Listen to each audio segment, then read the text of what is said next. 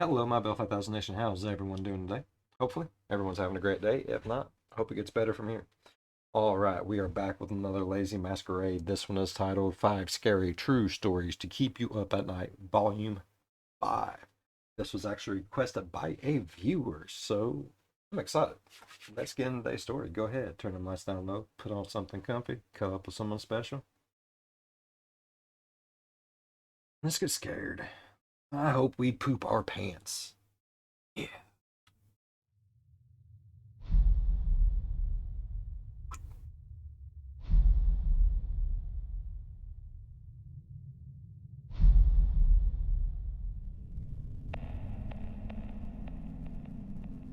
During the midsummer, usually around the middle of July, me and a few of my good friends, Ryan, Kevin and Tommy, always made time to go up to Kev's family cabin, located on the Vermilion Lake, way up north in the forest of Minnesota. Throughout all of our young years, we would always go there, accompanied by Kevin's dad, and sometimes a few of our dads as well. Once we were juniors in high school, we felt mature enough and old enough to go to the cabin on our own, finally without Kevin's dad, or any other adult supervision. My friend's cabin is very remote and very little, based upon a very large... In Minnesota, I would imagine, like, you see some of them places in Minnesota, like, go on YouTube, people got some, like, way back in the woods, off the grid shit, bro. Might not be huge, but you're good in nuclear fallout. island. Other cabins were on the island, but the next one closest to us was a solid half away at least, which you could get to by taking a man-made path around the island. I want to mention that to get to my friend's cabin, you had to park on the gravel road on the opposite side of the island and take his boat across the lake, about half a mile to reach the cabin. This lake's very huge. My mind always had a tendency to run around when I was sleeping there. The cabin was all on one level, with two bedrooms next to one another, a kitchen/living room connected, and a bathroom in the back of the cabin. There was always one window in each of the rooms we'd sleep in, with no curtains to them at all, so it was very easy to see outside to the woods and lake. And this is where my mind would run, as I always thought someone was peering in. They never were, of course. I had been to this cabin a dozen times throughout my life. In actuality, there was like a bunch of people just like, what's it doing? Sleeping. Lifespan, and nothing had ever happened, and the older I got, the easier it was to sleep. Now for the event. Now for the main event. Coming in this corner, weighing a demonic hellspawn weight. Satan. Usually stayed about a week, or 5 nights. On the third night during the trip, when we were finally on our own, we'd set up a campfire and had been drinking beer all night. I don't condone drinking underage, but being the rebels we were, we happened to sneak some. No one condones it. No one condones it. But no one condones it. We went out to his dock to gaze up at the magnificence of the stars and enjoy our buzz, when all of a sudden we heard something out of the water that sounds like a fish jumping out to catch a bug. We quickly looked out to the lake with curiosity. Probably fish jumping out to get a bug. Wondering where the splash came from. Thankfully, water. the moon was out that night, which lit up the lake. Otherwise, it would be dark as black, as there were no city lights for miles upon miles. My one friend Ryan began to... That is one great thing about it. No light pollution. You can see shit. Like actual stars that you've never seen before. Amazing. point out, saying, what the hell's that? After looking closely and finally spotting what he was looking at, the only way I can describe it is it simply looked like a head out in the middle of the lake, just floating about, staring directly at us. It was about 3/4 worth of a football field length out in the lake from the dock. It was beaver. There's no question that I could see its features. It had long black hair and very palish skin like a face. Never mind. But I couldn't make out the eyes, mouth, nose or chin, as if it was just a blob of pale skin with long black hair over it. I'll never forget that feeling that came over me. The hairs on my legs, neck, arm, they all stood up, and I was paralyzed on the inside, ready to leave that moment. but we told ourselves it was just a loon, as these birds were very popular night drifters on that lake, and do their hunting late, and also have black with white colours on their coats, and hunt by diving deep in the water. So it was possible that a loon all of a sudden popped up in the water after hunting a bit. Or at least that's what we tried to talk ourselves into. All of us having the creeps and noticing it wasn't moving one bit decided to go inside and drink more. I'd like to mention that there was... I mean, if there's a head bobbing up and down in the middle of the damn lake, and it ain't moving, it's just sitting out there bobbing up and down, I've already been drinking. There's definitely going to be some more drinking.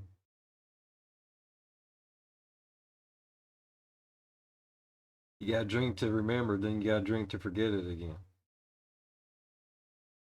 a staircase outside my friend's cabin, about 8 stairs in length, down to the bottom where the fire pit was and the dock. We soon forgot about the head with the help of the beer, until I had to use the bathroom really bad, and the only one inside was preoccupied. I went outside to do my business, seeing as we were in the great outdoors. Nothing better than pissing in the woods.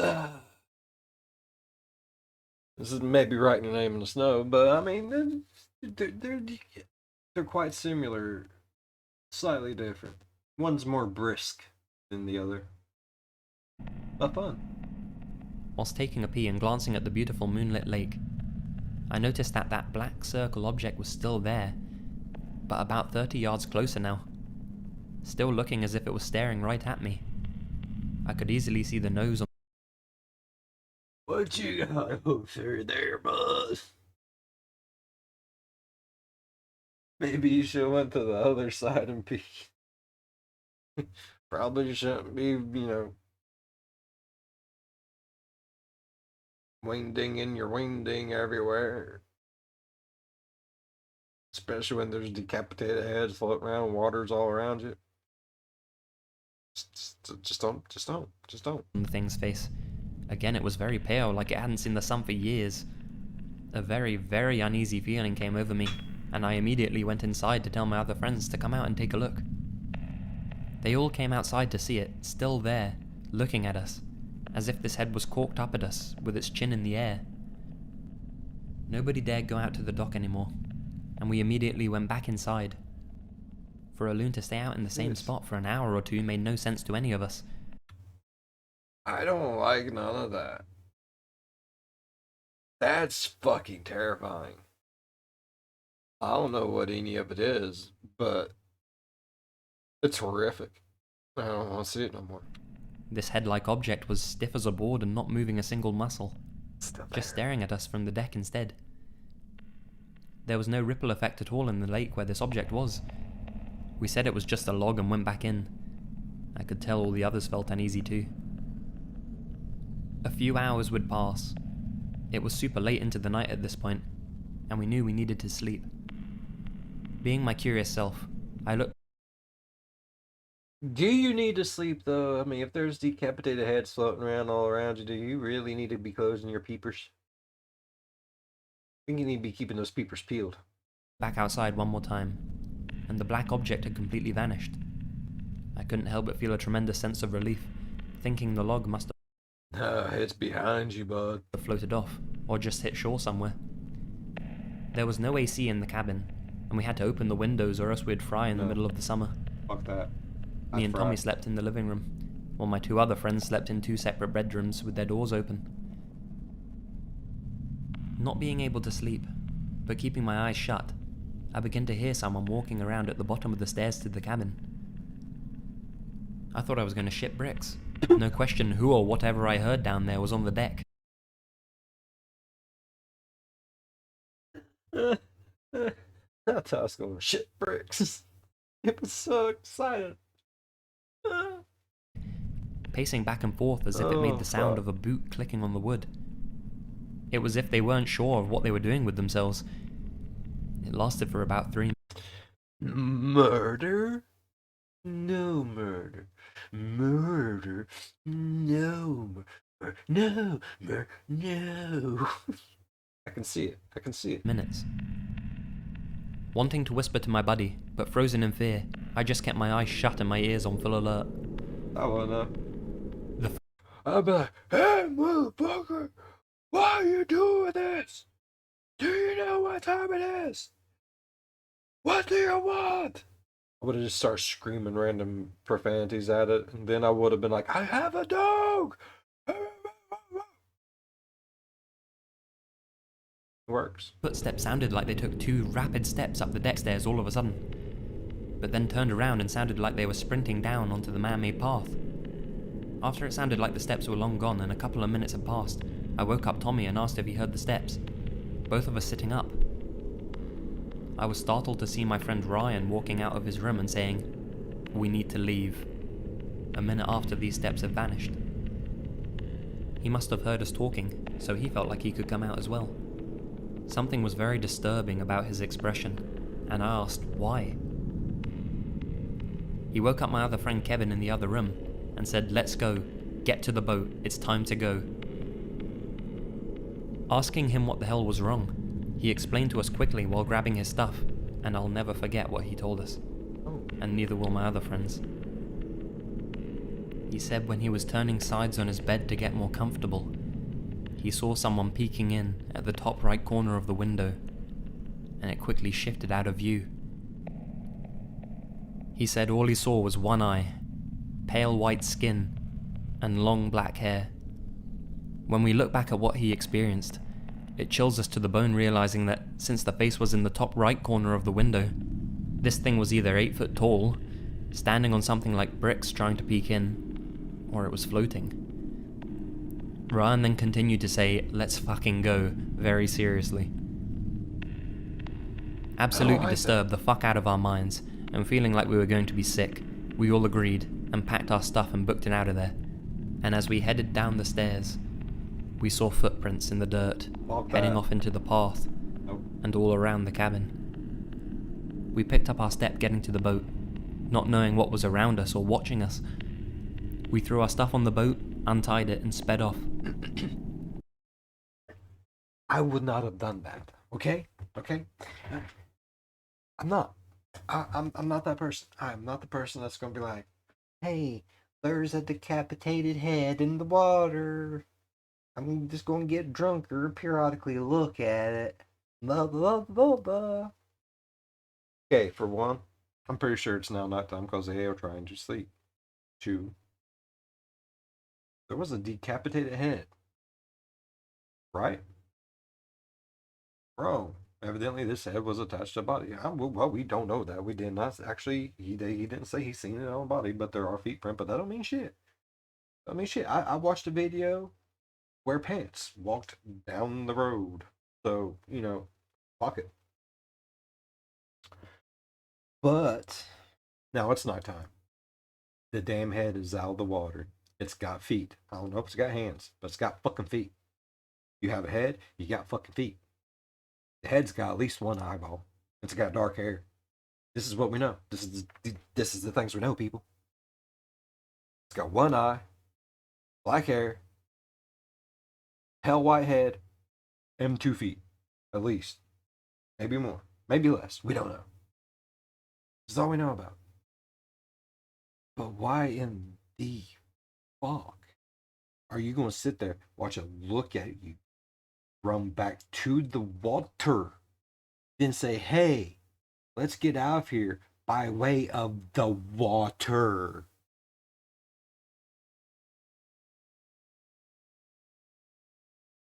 Just don't understand it. I've been like, deuces, I'm locking and boarding every damn thing up here. It's a cabin. You're in Minnesota. There's a fucking gun somewhere. Alright? If they ain't. You don't live in Minnesota. Or in a cabin. There's always a gun. At least a bullet. Throw a bullet at it. Do something. I ain't getting in a boat. Going out into the water where this damn head just came from. Where there could be more of those damn heads out there just going floating around. No. Fuck that. I didn't even think about the head in the water anymore. My eyes were just glued on the island, trying to spot anything moving. But I saw nothing. When we finally got our stuff packed into the car, we hopped in and took off. After driving for about 10 miles, Ryan, who said he saw the person outside his window, all of a sudden broke down in the car, sobbing, saying, "What was it, guys? What the fuck did I see?" We called our parents to tell them what happened on the way back, and that Ryan was really freaked out, and they told us to get home quickly and safely. It was late, about 4 or 5 in the morning, but no one slept and it was a very quiet ride home. My friend's dad, who owned the cabin, went up the following weekend and said he experienced nothing while there, but did mention footprints were still lingering about, which he thought odd because someone was walking around his property, which bugged him really badly. Whatever Ryan saw in the window really hit him hard. And I'm sorry, how are you gonna have a cabin out in the woods and not have trail cams anywhere?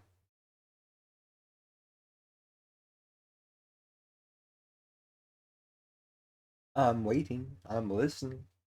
What's the excuse? Why are there not trail cams? I'm sorry, but if I have a cabin out in the woods, whether it's off grid or not, on an island, don't matter. It's a cabin in the woods where there's animals. I'm gonna put up trail cams that way I can see if there's bears on my porch or whatever. I want to know what's around there when I'm not there. That way I know what's there when I am there. You know what I mean? Feel what I'm spitting? Do you feel it? After his breakdown, he had trouble sleeping multiple nights, and ending up having to seek help for a couple of weeks. As Damn. time went by, he ended up being fine, but isn't too comfortable sleeping next to a window without a curtain. To this day, I can't Bro, I'm not comfortable sleeping next to a window without a curtain. I never seen no one looking in at me. As far as I know, I might have blocked it out. Never mind. I'm just gonna shut up now. explain what happened and why it seemed to happen to us, nor can I explain what I saw in the lake, or what Ryan specifically saw. Nothing has happened to the cabin since that night, so we're told by my friend's dad, who owns it. I personally decided to never go back to the cabin, which really makes me sad because I had great childhood memories there.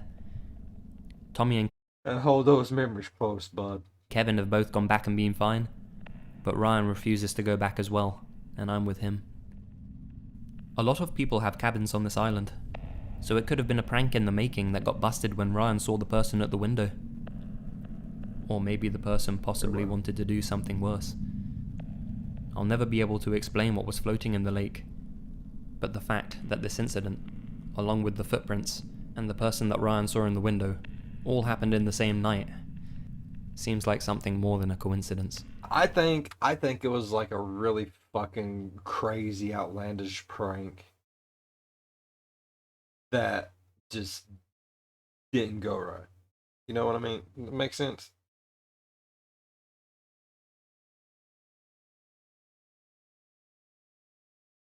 It had to be right.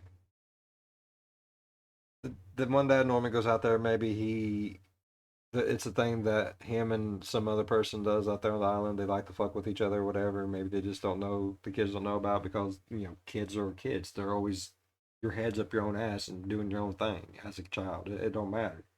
You don't ever really you know everything, but yet you know nothing at the same time. It happens. It's okay. But it could have been. It could have been just like that. Maybe it's a thing. They go out there, they play practical jokes on each other the whole time they're out there, and that maybe that's just how it is. So maybe it was all just a prank. Maybe that's why that one dad's like, yeah, there ain't no fucking wrong.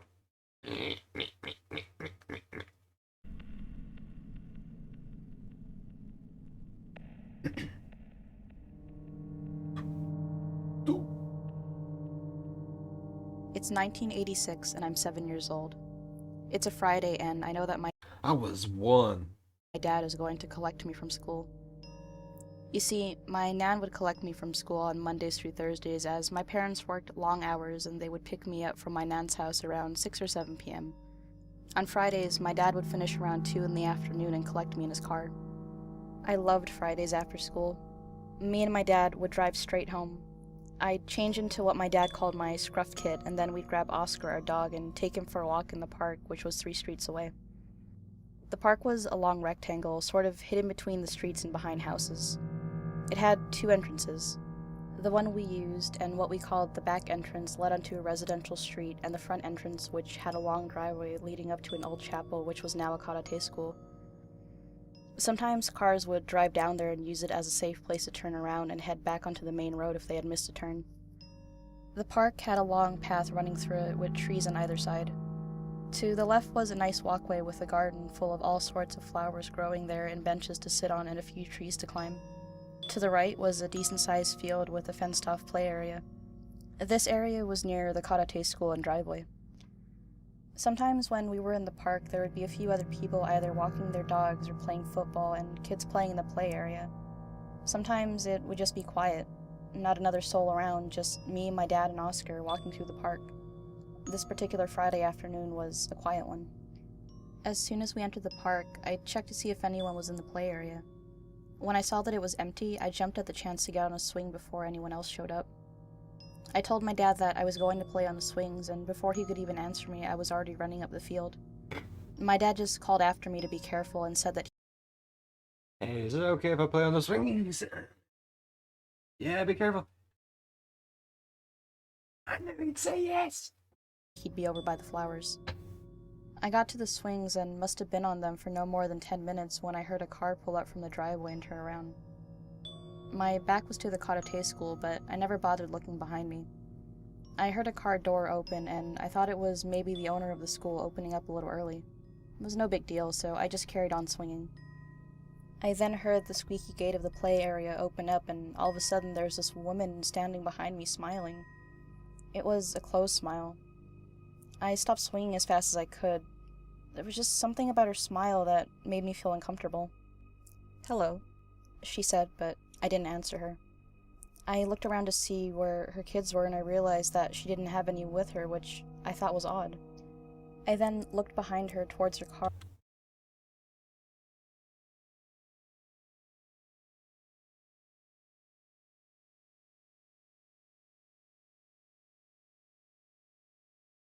Wait a minute.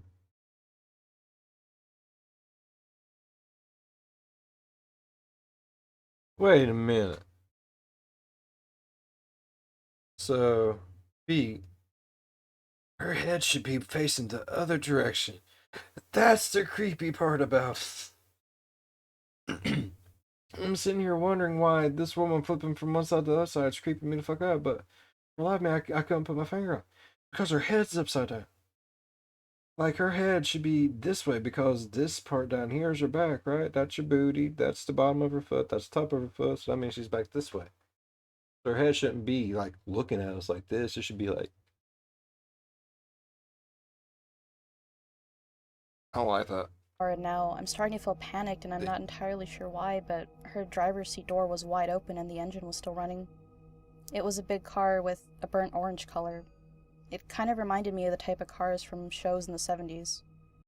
And a fucked up Teletubby looking damn thing is that? What? He's gotta stop putting horrific images.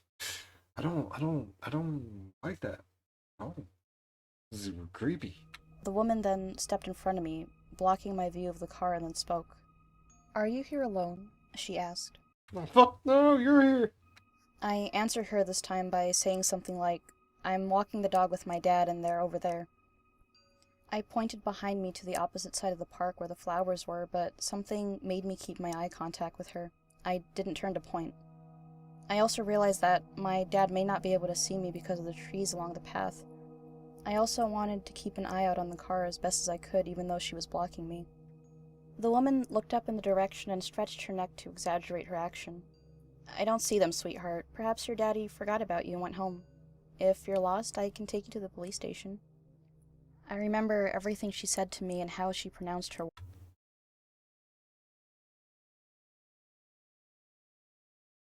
I don't trust that. I'm like, how about this? How about you go to the police station, get the police, come back, and we'll be okay. Words. Especially how she called me sweetheart. I still cringe to this day if anyone calls me that. She then took a step closer, still smiling at me, but this time it was an open smile, but it looked forced. At this point, Oscar came over to the gate and barked. So it was like, hello, sweetie. How are you? Well, hello. How's it going? That would creep me the fuck out too. I ain't even gonna lie about it. I don't like it. I heard my dad call his name, and he was close. The woman stopped smiling, and I looked up. I jumped from the swing and ran out to the gate straight to my dad. I heard the woman run out of the gate and towards her car. My dad must have seen how scared I was, as he didn't even need to ask me anything. He just shouted after the woman and then ran after her. I then ran after my dad and caught up with him as he had stopped by the top of the driveway. I looked down to see the car turning left onto the road. I remember the look on my dad's face. It was a mixture of anger and fear, and I remember his fists. They were clenched so tight that his knuckles turned white. He picked me up, squeezed me tightly, and then carried me all the way home. My dad called the police, but no one came to take a statement as nothing had happened. Jump to 10 years later, and me, my dad, my mom, and a new brother and a new dog are walking through the same park on a Sunday afternoon. My brother asks if he can go out and play on the climbing frame as he can see a friend of his is there. My mom says that she will go with him. As they're walking off, I suddenly say to my dad, "Hey, do you remember that creepy lady?" My dad stopped mid-step and clenched his fists, and he had that mixed look of anger and fear again. Very slowly, he began to say, "There's something I've never told you about that day. When the car was driving off, there was a man in the back seat.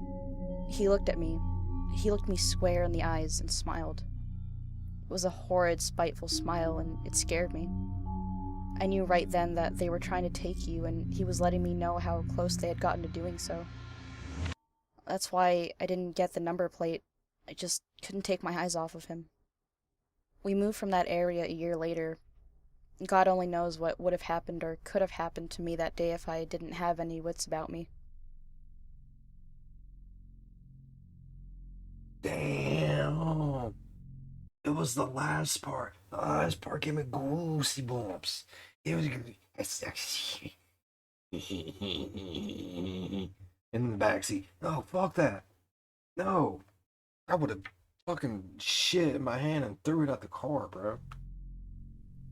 First, for those of you who don't know, a holler or hollow is another word for a dirt or gravel road. When I was about Yeah, we got them hollers around here.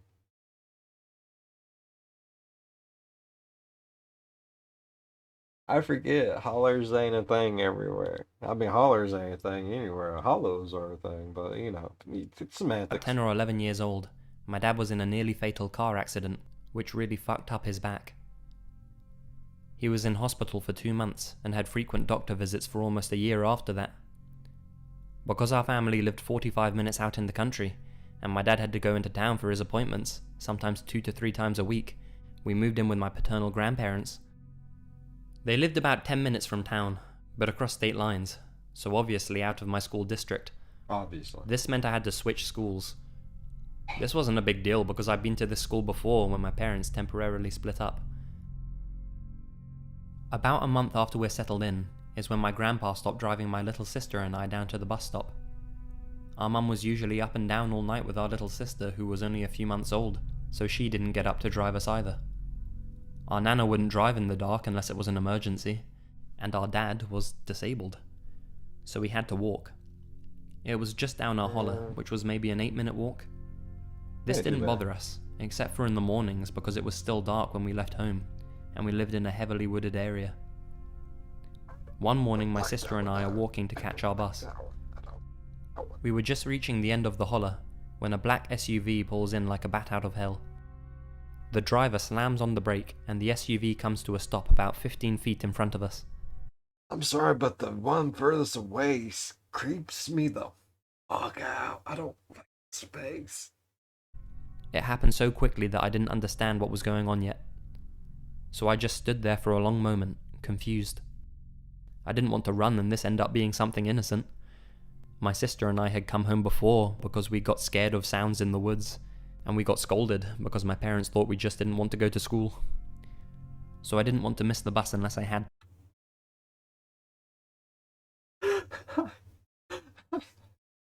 I have dealt with that. I really have. I lived out in a holler when I went to Rock Hill, and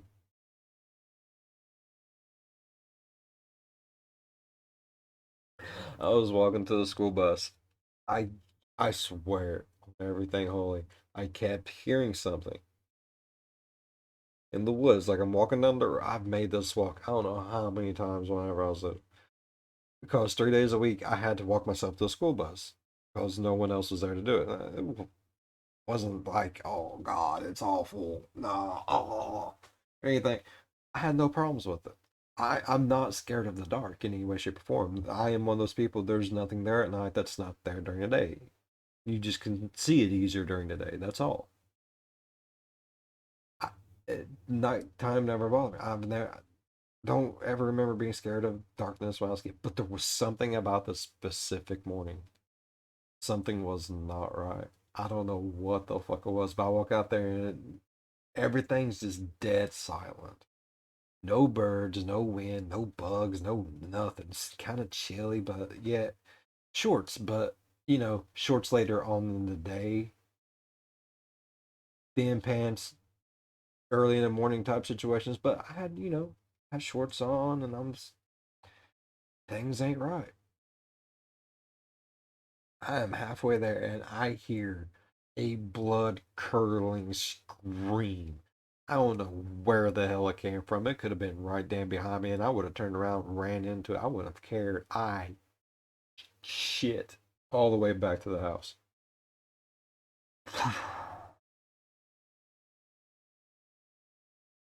I beat on that door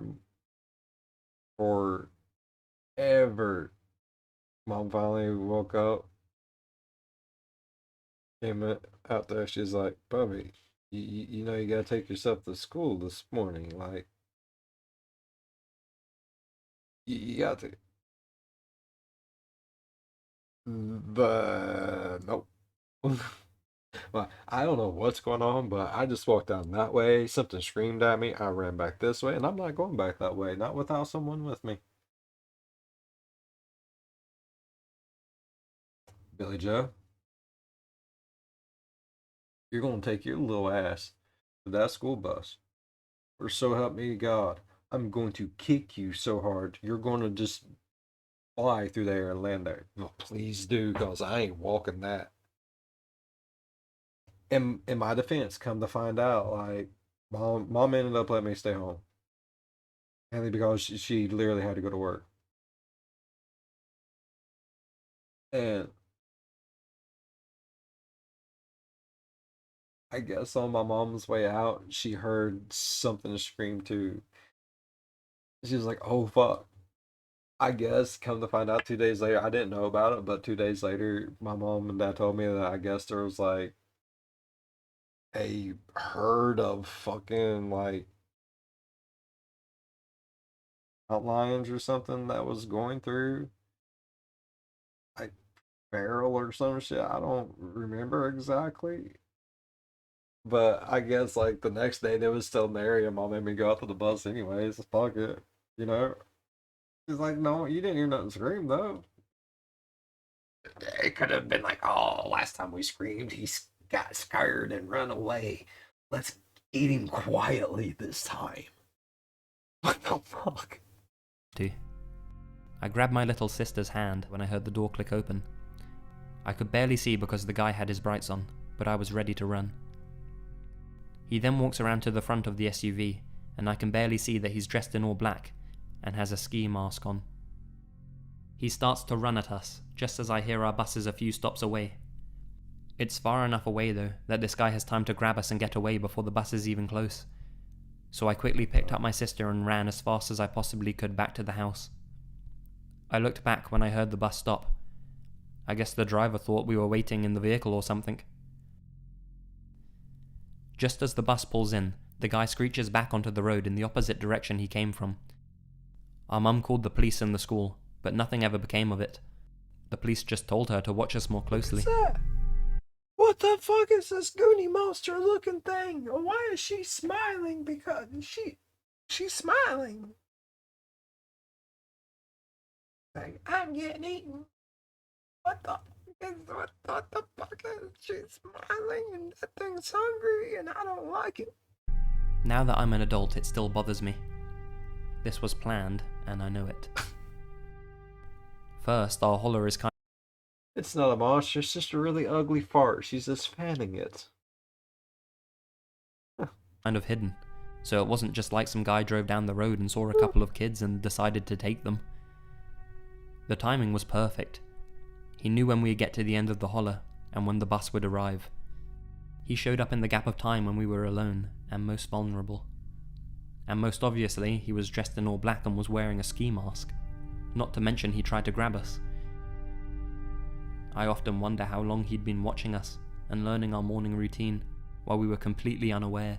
That's the scary part. It makes me wonder if there's someone watching me now and I don't know about it. So, creepy SUV guy, I'm not sure what your plans for us were, nor do I want to know. Well, fuck you. So let's not meet.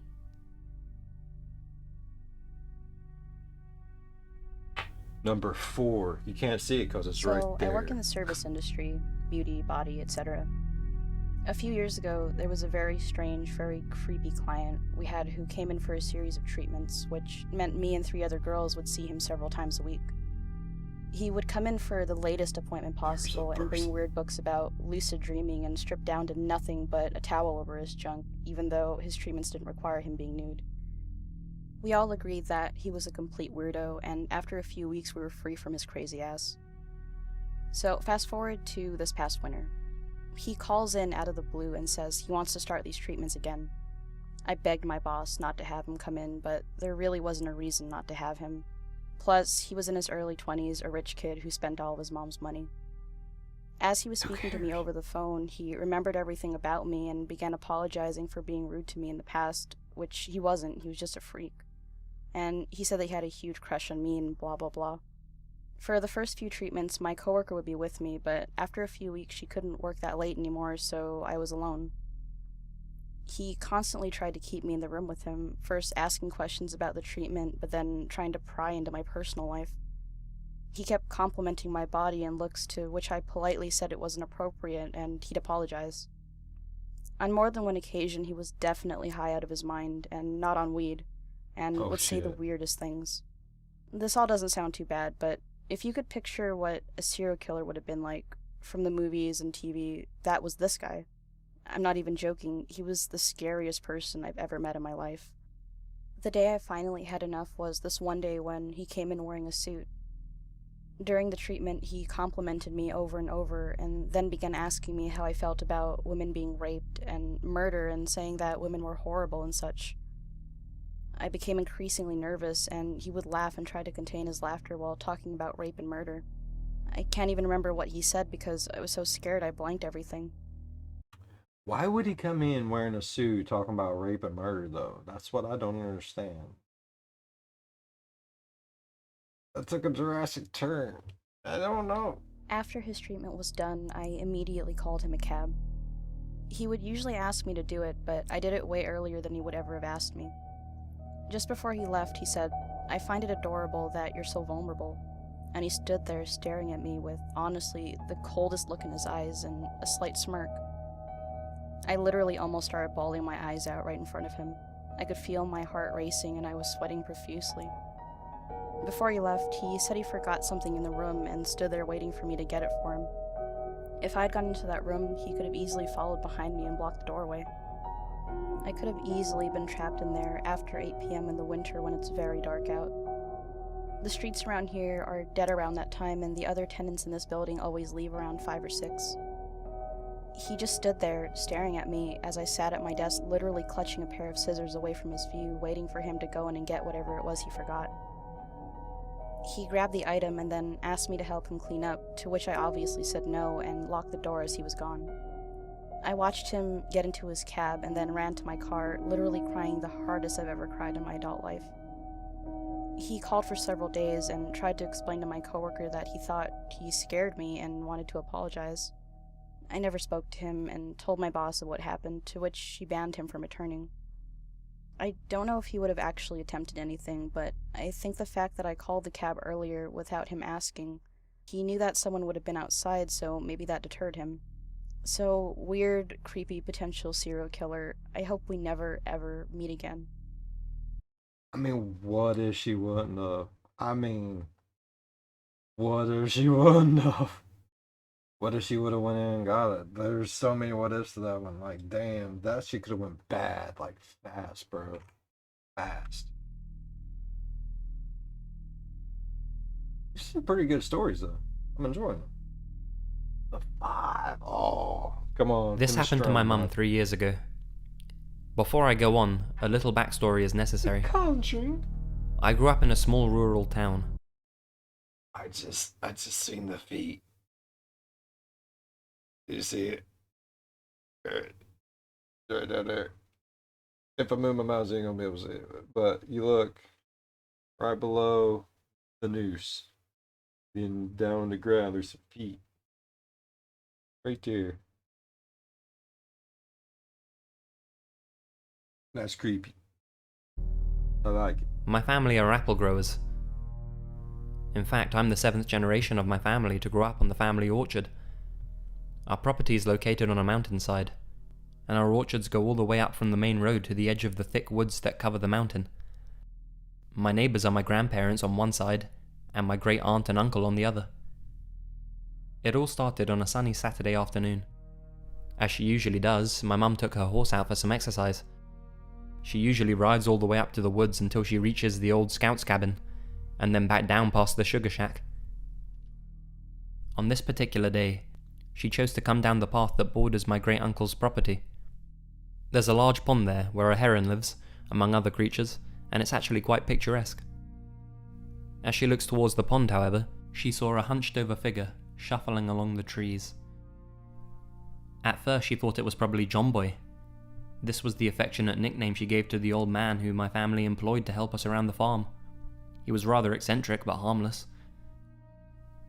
Worrying he might be injured, No, she John began Boy. to move toward him. As she got closer, she remembered that John Boy had left for the weekend, and that this couldn't possibly be him. She continued towards the figure, wondering if it was perhaps a lost hiker. That's when the figure emerged from the trees onto the path. It was a young man, but it was hard to give him an age because his face was covered with rags. He was bare-chested, and his pale skin was covered in scratches and sores. My mum yelled out to him, but he didn't respond. She continued towards him, but then suddenly stopped. In his hand, dragging behind him, was an axe. Around his waist was a rope tied to a duffel bag dragging behind him. She felt very threatened at this point, and the horse had become spooked as well. She took a bit more distance from him, and called out again. "Hey, are you alright?" Faint, incoherent grumblings came back as a reply. He wasn't even looking at her. She made a final attempt to make contact, but then he just started making a loud, guttural yell. She told him to get off the property, and directed him towards the main road. She rode back towards our house. What was in the duffel bag? Why is the duffel bag tied to him? Why is he just carrying around an axe? Why is there cloth all over his face? What the fuck is wrong with people? Intending to call the police. I would've. Halfway there, she realized that the path he was taking would lead him directly to my great-uncle's house. My great-aunt was an avid gardener and was out gardening that day. She turned the horse around and hightailed it to their house. Both my great-uncle and great-aunt were out on the porch, enjoying lemonade. She quickly told them what was going on and asked them to go inside, lock the doors, and call the police.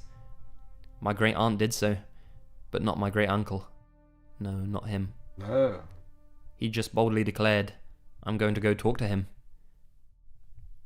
Before my mum could say anything, he was in his truck.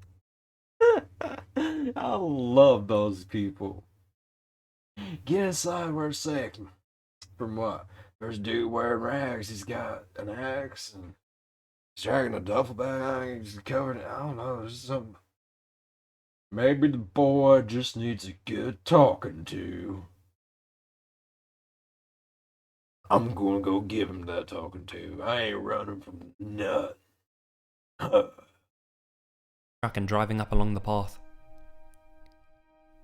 He intercepted him halfway up the path. He drove alongside him and rolled down his window. "Are you lost?" he asked. The young man didn't look at him and instead kept shuffling down the path. My great-uncle repeated himself. "With Dad." In woods, was all my great uncle could discern from the man's grumblings. What's your name? He then asked. Dad always liked animals. Happy. With animals now. Better. Was the response. There was something incredibly unsettling about the young man's responses. My great uncle, now sufficiently spooked, directed him towards the main road as well and drove back. When he came back and told his story, the consensus was that there was probably a dead body in the woods. They called the police and waited. Probably. When the police arrived, the young man was nowhere to be found. They searched the woods, but luckily found no body. What they did find was still quite unsettling. They found multiple instances of hares and skunks, hacked to bits and half eaten. They told my family to call them if anything further happened. The following week in the local paper, there was an article about a mentally disturbed young man who was found along the side of a highway near my town. He'd been missing for over 3 months and had run away from a halfway house, where, unbeknownst to his caregivers, he had stopped taking his medication. We never saw him again. But just in case, creepy Axeman, let's not meet. Oh, that wasn't that bad. It wasn't bad at all. I mean, it was creepy, but that wasn't bad. That story ain't gonna keep me up at night. Maybe make me feel a little sad that dude was off his mess and was missing for 3 months, and probably I was fucking mine. Poor thing. That's not creepy. That's sad. Hey, I really enjoyed that. Thank you for the suggestion, my friend. That was a really good one. It was some creepy shit though. That last one, not so much. I actually feel kind of bad for the ex kid. Probably didn't even know what was going on at the time. Probably might have hurt someone. I mean, you never know when someone comes off their mask like that. Might have hurt someone, but might have been one of those people that wouldn't ever hurt not even a flea. You know what I mean? Just feel kind of. No. All right. If y'all enjoyed today's video as much as I did, please go down there, leave a thumbs up. If you're a fan of the spooky, scary, strange, deranged things that just stick with you for a while, don't let you sleep at night because they, go into the furthest reaches of your brain and start messing with you mentally, think about subscribing. We'll go down that rabbit hole together. As always, be good to one another. I'll see you in the next one. Bye bye. Those were all pretty creepy though. I mean, don't get me wrong, if there would have been a backstory to the last one where he was just off his mess and been gone for 3 months and shit, that would have been a lot more creepy. Like, come to find out it was like an escape insane asylum patient who had actually murdered his father. That would have sent it over the fucking top, bro. Like, all of them, 5 stars. Last one, I give it 3.5 stars, but I give it 5 stars for keeping with, the truth of it, even though a lie would have made it better. Yeah.